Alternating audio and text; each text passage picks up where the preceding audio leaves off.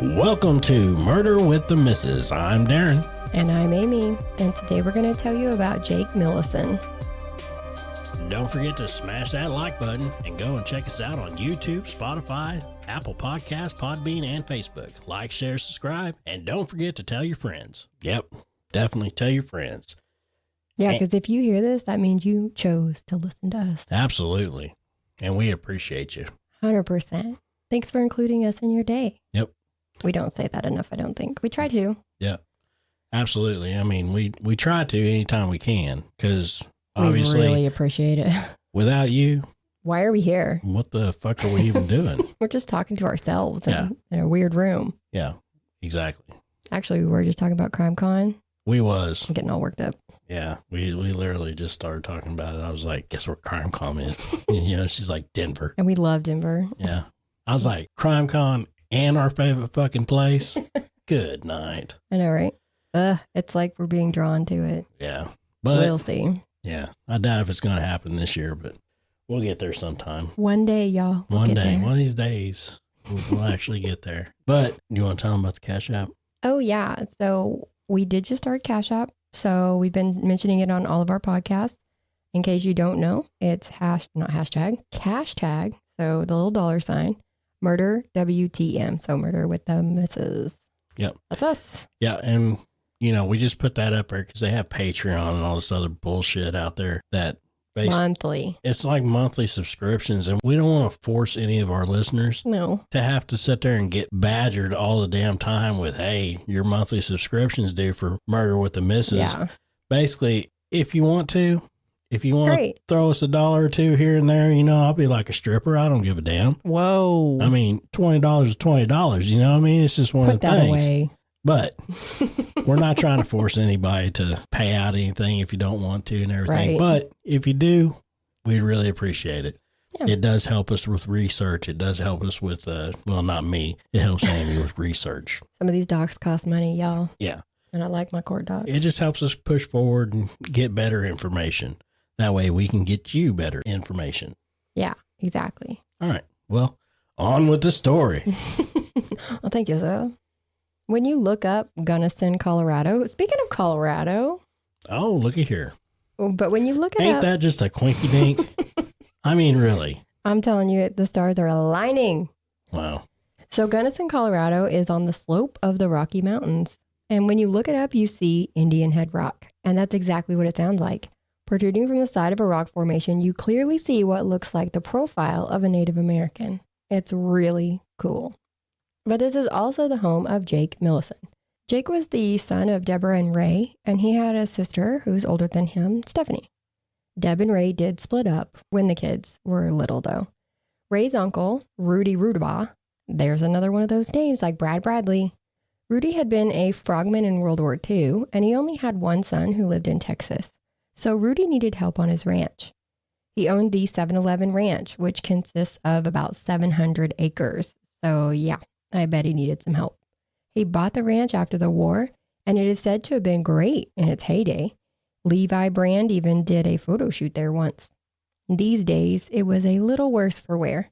So Deb would go out on the weekends and help him out. But this put a strain on the marriage, and Deb and Ray ended up divorcing. I wonder how her helping his uncle out could be a bad thing. And why wasn't he the one who went out to help at the ranch? But when you hear that Deb took the kids and moved to the ranch after full time, then she married Rudy. It all comes together. It all comes together. Sounds like they were coming together.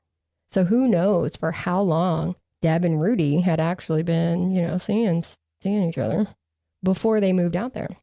That's just speculation on my part. It just looks suspicious. He was 20 years older than Deb. So the kids basically grew up on this ranch. Their dad, Ray, lived in New Mexico. The kids were homeschooled so they could work on the ranch all day. And Deb and Rudy didn't have to hire ranch hands. They branded cattle, took care of horses, fixed farm equipment. On a farm, you have to do it all. When Jake got older, he did go to school in town and he made some friends. Now, these are some of those friends that you need in your life. And you'll see as we go that it was his friends that kept this investigation going. They said that Jake spoke his mind, loved jujitsu, and he was known to think ahead, to plan. Growing up on a farm, he knew how to fix just about anything. Deb's brother, Dana, said that Deb had always been manipulative. She's known to be short-tempered, even as a child. And then when she had Jake and Steph, she would pit them against each other. Like, say Jake knocked over Steph's block tower. Deb would tell Steph, did you see what Jake did to your blocks? Just starting shit, which is the complete opposite of what a parent should do. But she loved doing shit like that just to get the kids to fight. And that meant that they butted heads a lot growing up. What the hell's wrong with people? I guess this was her entertainment. It was really weird. Well, as our kids got older and everything, they start talking shit and everything. So that's from us. Whenever they went back and forth and everything, I was like, ooh, rebuttal. I was like, rebuttal. You gonna let her talk about your mama like that? But that's different. That was just playing, lightening the mood. She was literally going out of her way to make them fight each other. But Steph went to the carnival once and she met a carny named Dave. Old Dave moved in with her within like 3 to 4 days. And Jake was not a fan of Dave or the relationship. But Steph and Dave got married and Rudy gave them $30,000 to help them buy a house because they were moving to Denver. Now, this apparently caused some confusion. It was the belief of some, including Jake, that this $30,000 was her inheritance, her part of the ranch since she was moving away from it. Jake got no money. Jake did get to stay on the ranch and work it, though. So he figured that he would get part of the ranch as his inheritance. Rudy did pass away in 2009, so the ranch then went into Deb's name. Now, Jake was even working odd jobs to help bring money in for the ranch. He did landscaping, worked Deadliest Catch for a summer. He even tossed around the idea of growing marijuana. Now, that's a lot of acreage out there, so he had plenty of space to do it. But he didn't get that chance. Jake wasn't able to keep the ranch going basically by himself. Add to that the fact that he had been telling friends that he didn't like the ranch, the work it took. None of it. After Rudy died, Deb had become a hoarder and seemed to be declining in health, mentally and physically. So Jake felt obligated to stay and take care of her. God forbid he actually tried to throw out an old couch or something. She forbid it. He had tried talking her into selling the ranch. He even talked to the neighboring ranch and they expressed an interest in buying it for $1 million. Now, it was worth around $3 million, but at the rate it was going downhill and all the work that it needed, he felt like $1 million was a good bet. I bet Deb didn't like that. Absolutely not.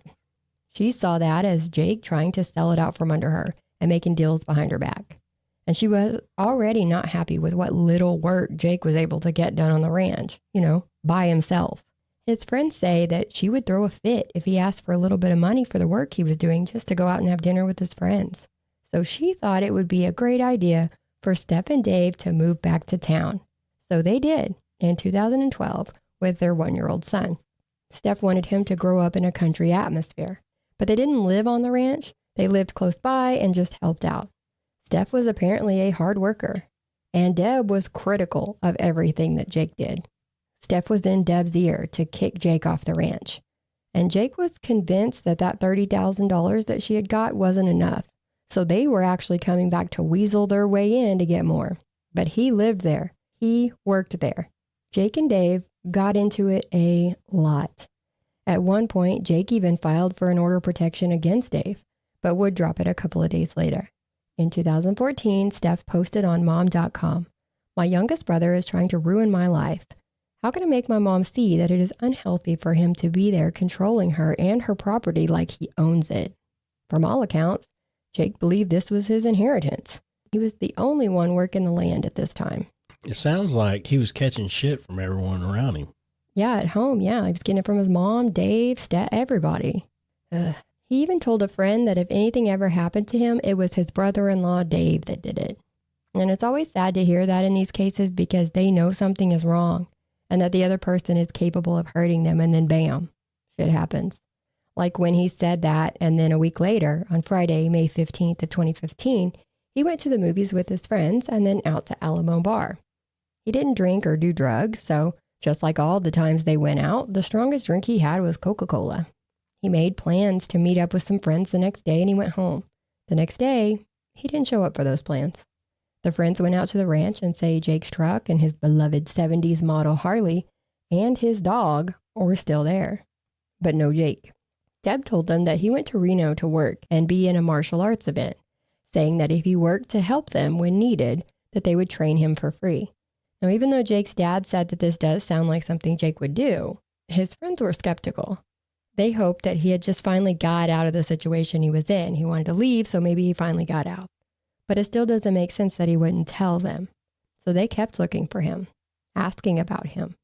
They talked to Deb about him not answering his phone, and she told them that before he left, he had dropped his phone in a ditch and it got wet, so he had put it in some rice. But when he left for Nevada, he forgot it, so he didn't get it out of the rice and take it with him.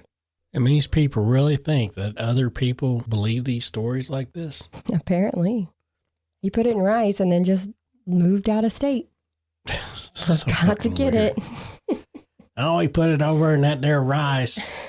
Yeah. You know, get all the moisture out of it. Yeah. And everything. But, you know, he went to Nevada, you know, doing that martial art, you know, the little karate thing. Karate. You know, kick. Kick. Yeah. Went over there and he forgot his phone. So, yeah. He's going to be out of touch for a little while. Seems legit, right? Jackasses. The friends went back out to the ranch a couple of days later and he still wasn't there. So they went to the police. And the police talked to Deb, who tells them that Jake went to Nevada with a friend. She had told the friends that he went alone. So here we go with these ever-changing stories. In June, the friends made the Where is Jake Millison Facebook page. Finally, in August, with no word from Jake, a missing persons report was formally filed by Deb. She now told police that Jake was originally going to take his Harley, but ended up riding with someone else, so he left it there at the ranch.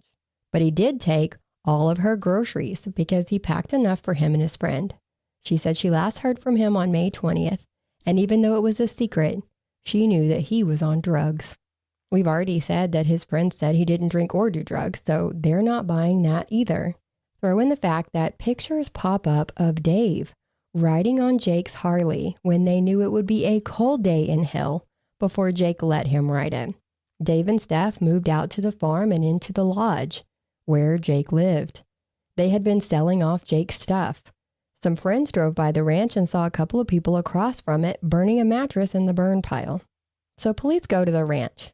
And they go into the lodge, and they have pictures of the first story of the house showing shit piled up everywhere, the hoarding kind of piles. But upstairs in the bedroom, it was super clean and had a new mattress and box spring. Steph and Dave had moved on in. Of course they did. They know Jake's not coming back. They know he ain't coming back. Now, how would they know that? In April of 2016, Steph and Dave are working hard to try to turn the ranch around. So they have their friend Jeremy come out to be kind of a ranch hand to help. Some report that they didn't pay him. They just allowed him to park his trailer and live there in exchange for the help he was giving them. Jeremy says that Dave got him a pistol and told him to keep it on hand in case Jake came back. They had Jeremy believing that Jake was a big bad dude. He said that they were having dinner one night and talking about what a shitty person Jake was when Jeremy said, "What if your mom killed him and buried him in the backyard?" He said Steph stopped laughing and went cold. So Jeremy said that's the last time he talked about Jake. He was like, he figured us out. Yeah, exactly. They're like, oh, shit. Oh, my God. They already know. Yeah, abort. Over a year later, in May of 2017, Jeremy saw Steph and Dave looking at the manure pile. So he went over to see what was going on. He saw what looked like a rib cage with about 2 inches of the top of some jeans. Steph yelled for Dave to cover it back up, saying it was probably a bear that Jake had killed illegally. Well, unless it's Smokey Bear, there shouldn't have been jeans on it. He said Steph looked at him and said, "You know you can't leave now, right?" Yeah, it's Smokey Bear, not Smokey the Bear. The bear. There's no the. Yeah. Let me guess. He didn't tell anybody about it. Nope. Well, doesn't that just fucking figure? He said he knew that it had to be Jake. He was later told that the body had been moved, and he didn't tell anybody because he was scared, in shock, and wanted nothing to do with it. Ironically enough, next to the ranch one day, they had a cadaver dog festival. I can't make this shit up. Oh, my God. Yes. What are the odds? Talk about the stars aligning. Now, they said that the dogs kept trying to get over to the 7-Eleven ranch. So they've got all these cadaver dogs that won't leave that ranch alone. Red flag. Red flag. That's fucking funny. Red flag. Yeah. Yes. This is like written in a movie. I wonder if if they did this on purpose. I mean, you know what I mean? This was an investigation. It's like, we want to host a cadaver dog festival, or what they call it, a festival? A cadaver dog festival. Yeah, and the ranch next to him was like, come on over here. I bet they knocked on his door and was like, hey, can we use your ranch? Either that or the farm next door was like suspicious of his leaving thing because, he was talking to him about buying. About selling it, and everything. And then all of a sudden he's gone. Yeah. So maybe they was like, hey, come on over. Bring all your dogs. Let's set this up. Yeah. Oh man, that'd been so fucking smart. Yes. Good night. Yes. And you never know. Now, I don't know if this scared Deb or what, but she ended up going to the police and confessing to killing Jake. She was scared of those dogs. She said that Steph had told her that the only way Jake was leaving the ranch was in a body bag. So she had to ask herself if she wanted to live the rest of her life like this. And when the answer was no, she shot him in the head with her .357 while he was asleep and buried him in the backyard, saying she had woke up before with him standing over her with a pillow in his hands and a blank look on his face. So she was scared for her life. But Deb had gallbladder surgery the week before this. Also, she had stage 4 breast cancer, so she was terminally ill. Her doctor said she wouldn't have been able to hold a gun. She was 5 foot tall and less than 100 pounds. How she, in her state and at her size, would be able to get a 6 foot tall, 170-pound Jake down the stairs and out to the manure pile to bury him? Could it happen? The doctor who did the gallbladder surgery said that at her post-op a week after Jake's death, she showed no signs that she had done anything physical like that. How does she explain that?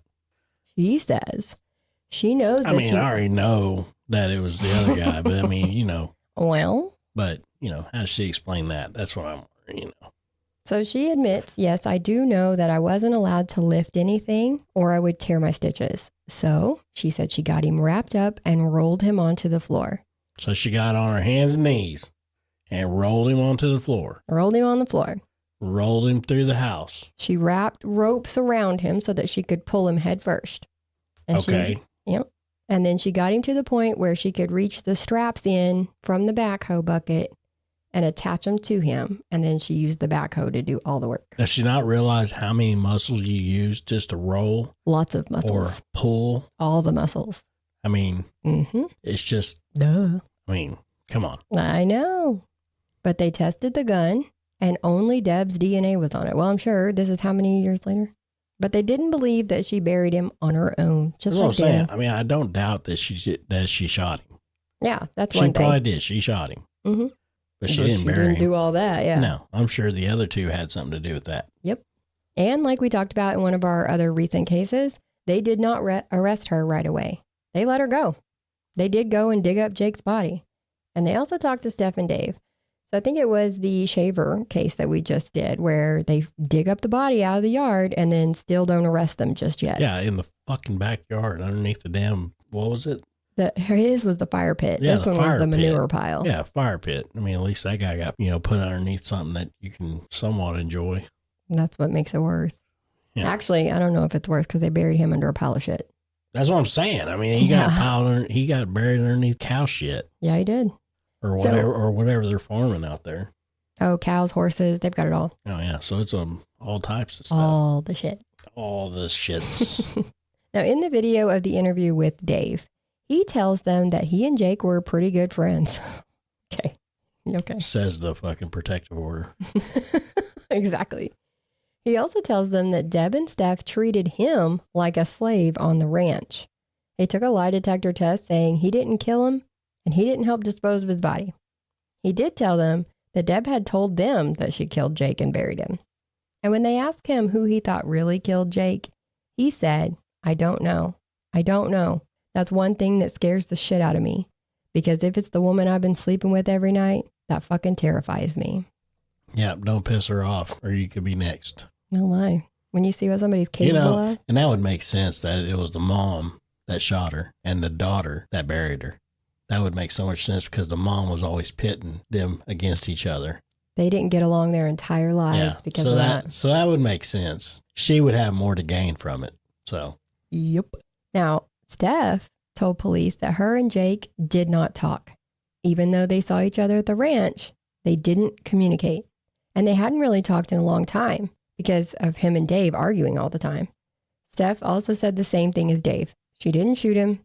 She didn't move the body, saying that she was in Denver on the 16th when Jake disappeared. She actually took 2 polygraph tests and failed them both. In their investigation, they found out that Deb's will left the 7-Eleven ranch to Jake and to Rudy's other son. But 3 weeks before Jake's death, Deb changed that to where everything went to Steph. Deb's brother Dana said that's the kind of person she was. She changed things based on who she was mad at the time. And she said she knew that Steph would share the ranch, but Jake wouldn't. So she changed the will, and that pissed Jake off. The night of the murder, Steph's phone got a text saying, "It's time to play." And this was after 3 a.m. It was deleted 6 minutes later. She would later post on Facebook, "Have you ever been awoken with such awesome news? You wanted to run outside screaming?" And then 2 days later, she posted, "Big things are happening for the Jackson family this year." Her phone records also showed that she was not in Denver when Jake disappeared. She was in Gunnison. So when they let everyone go home and no one was arrested, they decided to use old Jeremy the ranch hand as an informant. And one night in February of 2018, Steph accuses Dave and a friend of doing something shady, and she threatens to kill him. Now, Jeremy and the police thought that she might make good on that, so they went ahead and arrested them all 2 days later. He was probably relieved to get arrested. He's like, "Oh, thank God. She can't kill him if he's in jail." Oh, thank you. Thank you for coming to get me. I'm so scared. I almost died. These crazy women. Yes. Now, while the wide belief is that Deb took all the blame for everything because she was dying, others believe that Deb did what she wanted when she wanted, so she couldn't have been manipulated by Steph. Steph would take a plea deal for tampering with a deceased body with aggravated circumstances, and she was given 24 years. She said that her mom lied about Jake mistreating her for 2 years. She apologized to her family. And she is set for release in 2041, but she does have parole hearings before then, as they do. Dave also took a plea deal for tampering with a deceased body. The judge asked him if he repeatedly misrepresented his knowledge about the disappearance, and he said, "Yes, sir." He was sentenced to 10 years and was reportedly released in May of 2023. Deb also took a plea deal for second-degree murder and was sentenced to 40 years. Dana said she was transferred to Denver after sentencing, and he applied to be able to visit her. They said it would take about 3 months to process the paperwork. She died before that could be processed. Well, at least they got them all. They got them all. And Deb passed away like immediately after sentencing. Yeah. But now, so did the other boy get the form? The only one left to get it, yeah. Yeah. So, I mean, he ended up with it. Did he sell it? Well, yeah. I was going to say. He sold it? It's gone, yeah. Yeah, well, good for him.